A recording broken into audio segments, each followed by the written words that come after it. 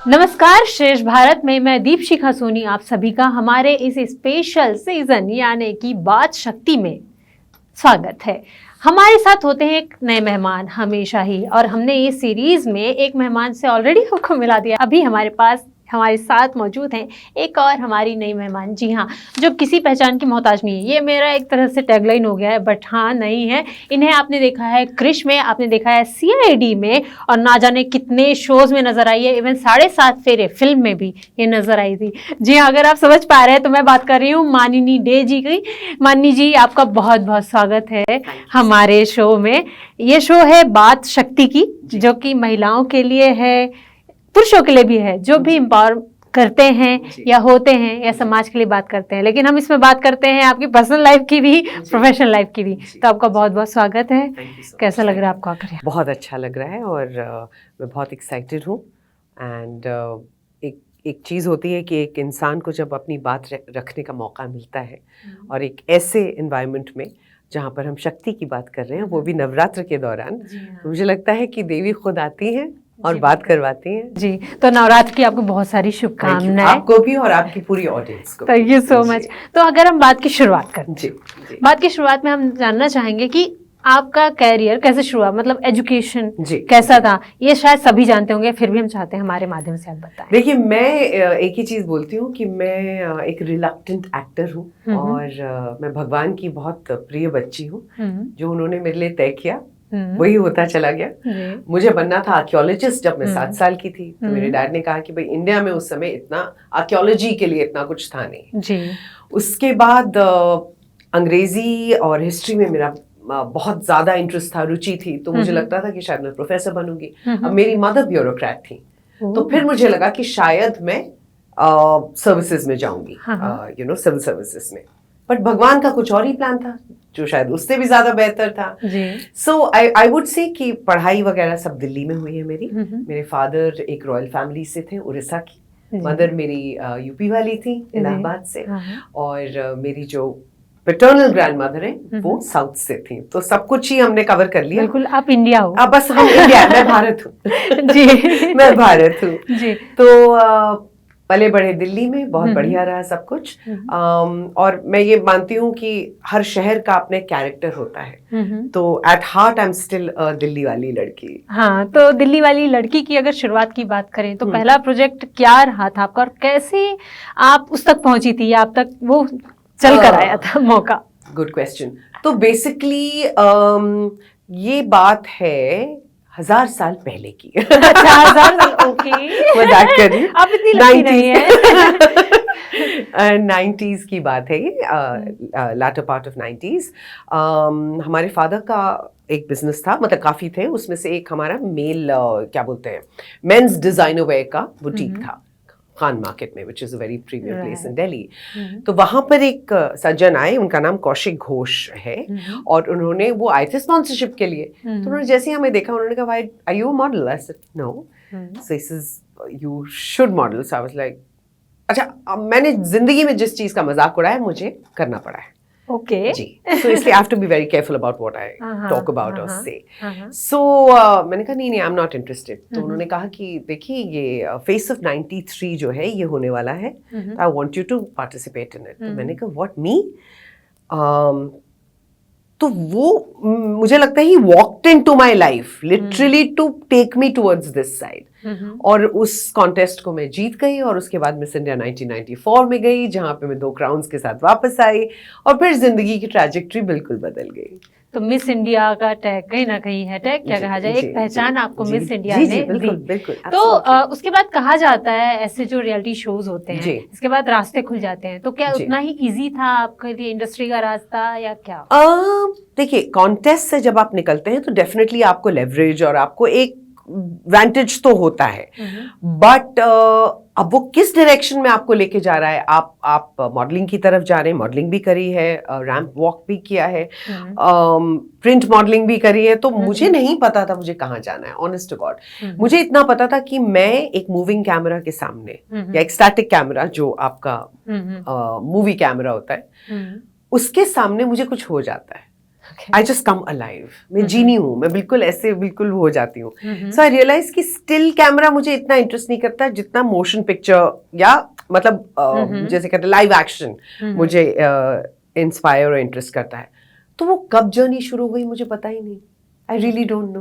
Okay, तो आपने 7.5 फेरे जैसी फिल्म भी की, इरफान साहब के साथ की, आपने प्रियंका के साथ किया, आपने ऋतिक के साथ किया, यानी काफी सारे बड़े सितारों के साथ आपने स्क्रीन शेयर किए, आपने डेली सोप्स किए हैं। सो आप ज्यादा प्रेफर किसे करते हैं, फिल्म या सीरियल? सच बताऊं तो इन दोनों के बीच का अगर कोई है तो वो वेब। वेब में कमिटमेंट ज्यादा नहीं होती है, कैरेक्टर्स आपको जो मिलते हैं वो बहुत इंटरेस्टिंग और यूनिक होते हैं, तो you get to polish your craft, आपको बहुत अपनी कला को मांझने का मौका मिलता है। सो मुझे सारे जितने मीडियम्स हैं वो बहुत पसंद हैं। मुझे किरदारों से मोहब्बत है। मुझे ये लगता है कि हर एक मीडियम की अपनी एक ग्रामर है, ये मैंने पहले भी कहा हुआ है, so I don't want to repeat myself. ऐसा नहीं है कि हम एक पे अलग एक्टिंग करते हैं, हो सकता है हाँ हम वेब में थोड़ा रियलिस्टिक जोन में जाते हैं, फिल्म में अलग एक्टिंग होती है और टेलीविजन की definitely because it's a medium of close-ups. तो तीनों में अलग तरह का स्किल सेट चाहिए, अडेप्टेबिलिटी चाहिए, आपका जो पर्सनालिटी टाइप है। 12 घंटे 14 घंटे काम करना आसान नहीं होता है, और टीवी आपको अच्छी तरह से समझाता है कि कंसिस्टेंटली अपनी ऑडियंस को कैसे एंगेज्ड रखना है। राइट। सो हर मीडियम की अपनी खासियत होती है।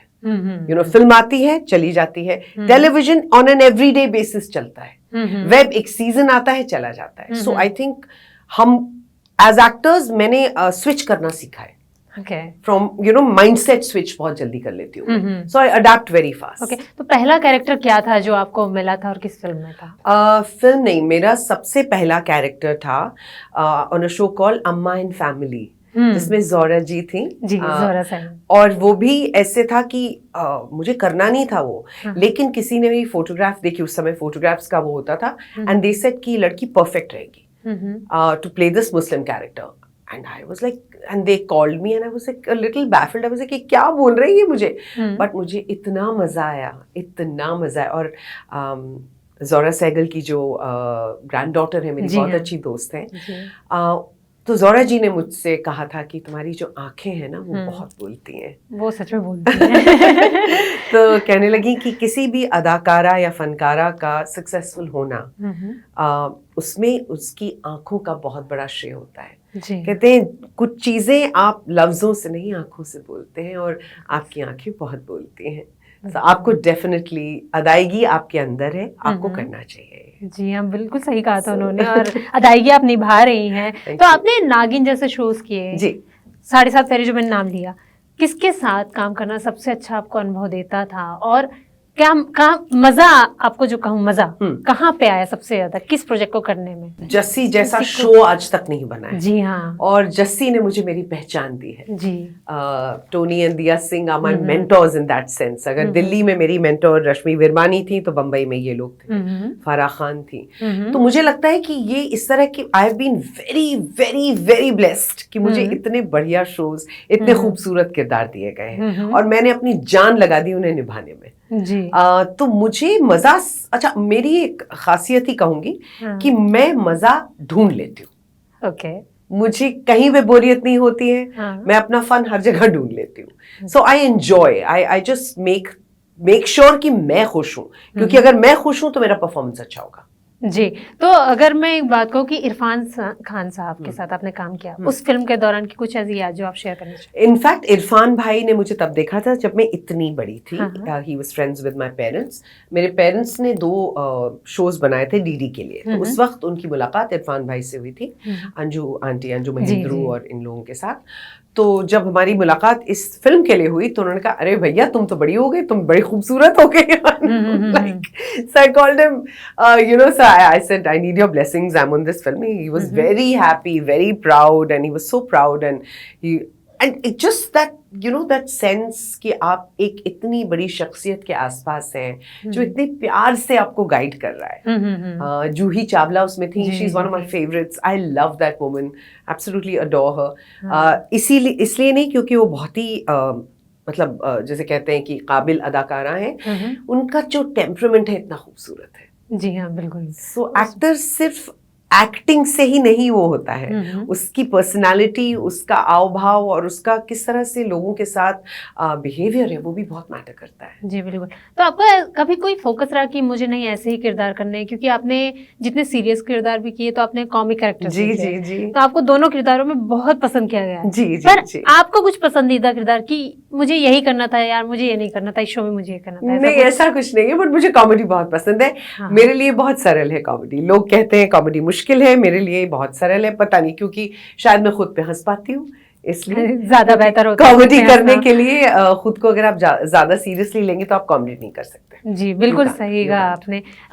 अगर एक बात कहूँ तो आपने CID जैसा शो किया है। जी, 1.5 साल किया, और वो शो इतना लंबा चला, हाँ, आज भी उसका रिपीट टेलीकास्ट होता है। Correct correct. एंड तो उसमें कई सारे मीम्स भी बने। अरे मेरे बहुत है मेरे तो आपको उसमें अगर कहा जाए उसमें सबसे पसंदीदा एपिसोड कौन सा था, और आपको उसमें काम करके पेरिस वाला जो हमारा था, which was one of the highest rated, I think, वो बहुत मजेदार था। और I think every day working with Satam sir was learning हमारे लिए। तो वो बहुत ही मजे हुए कलाकार हैं और उन्होंने इतनी खूबसूरती से उस कैरेक्टर को iconic, all of them, Daya and अपना Srivastava, yes Aditya brilliant actor. तो नरेंद्र जी जो हमारे साथ थे। तो आई फील कि ऐसे लोगों के साथ जब आप काम करते हैं, it rubs of on you.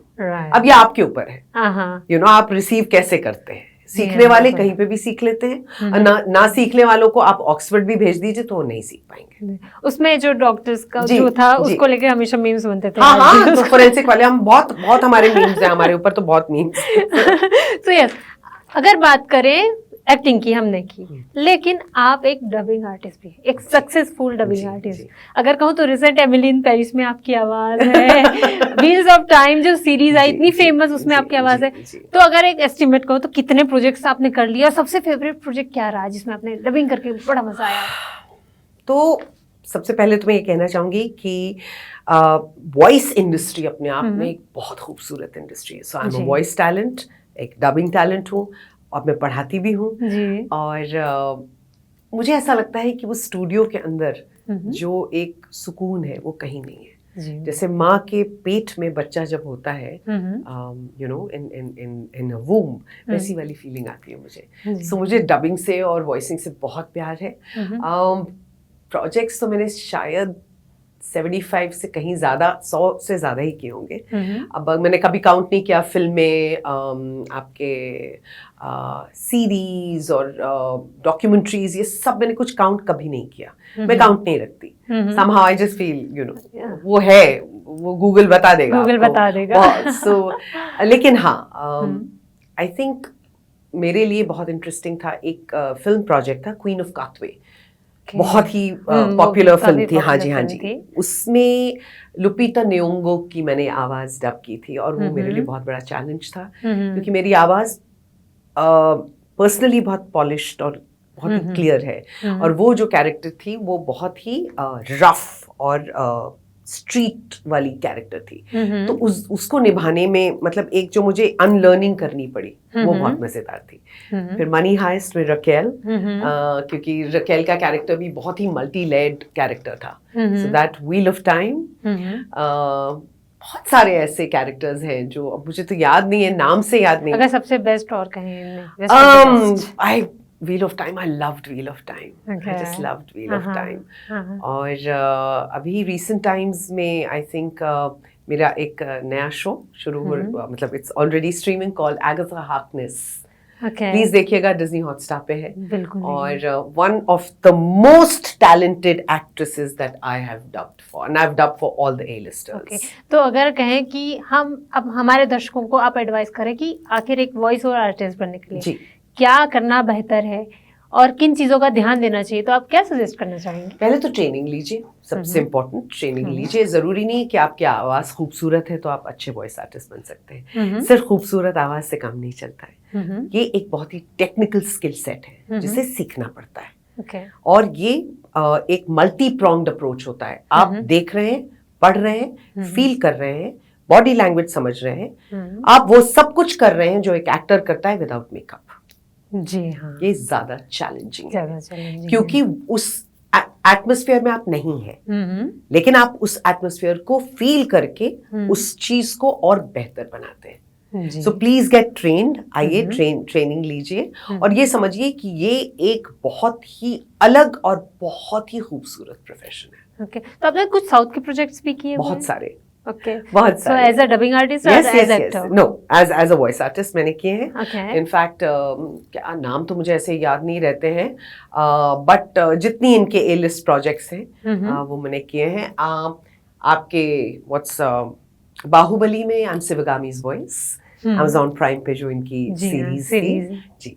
तो मुझे ऐसा लगता है कि मुझे जब पानी में फेंक दिया जाता है तो पता नहीं ऊपर वाला हाथ पकड़ के मुझसे स्विमिंग करा ही लेता है।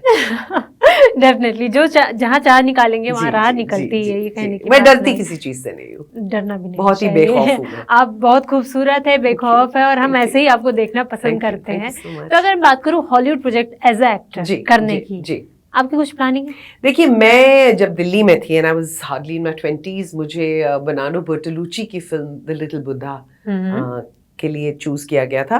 प्रॉब्लम ये थी कि उसमें कुछ इंटिमेसी के लव मेकिंग सीक्वेंसेस थे और मैं बहुत बहुत ही शाय इंसान हूँ on screen, off screen also मैं बेबाक जरूर हूँ, लेकिन there are certain things I am not very comfortable with. So या वो तो मैं मना कर ही दिया था, जबकि they had finalized me and they wanted me. Then there was another project जो आपका BBC की तरफ से आया था, Channel 9 I think, what was it called, I'm forgetting right now. बहुत बढ़िया था, बट वहाँ पे भी बहुत इंटिमेसी थी और मैंने कहा मैं कंफर्टेबल नहीं। मोस्टली आजकल ऐसे ही, आजकल तो इंडिया में भी बहुत ऐसे स्टोरी लाइन हैं। हाँ, इंडिया में थोड़ी सी अनकंफर्टेबल हूँ। मुझे कभी कभी लगता है एज एन एक्टर मुझे ये जो एक बैरियर है तोड़ लेना चाहिए, बट आपको ये सही लगता है या क्या लगता है? मतलब देखिए, ऐसा तो नहीं है कि ये किसी एलियन लैंड से आ रहा है, ये नॉर्मल चीजें हैं जो होती है जो हर किसी के, बट समहाउ उसे ऑन स्क्रीन करने में बहुत हिम्मत चाहिए और शायद वो मुझ में थोड़ी कम है। ओके, वो थोड़ी कम है। आपने मधुर भंडारकर के साथ फैशन की फिल्म, एक सच्चाई दिखाती हुई फिल्म कहें, तो आपको लगता है वो प्रेजेंट सिचुएशन से रिलेवेंट है और आपको वो करते हुए कैसा एक्सपीरियंस हुआ? प्रियंका के साथ आपने काम किया।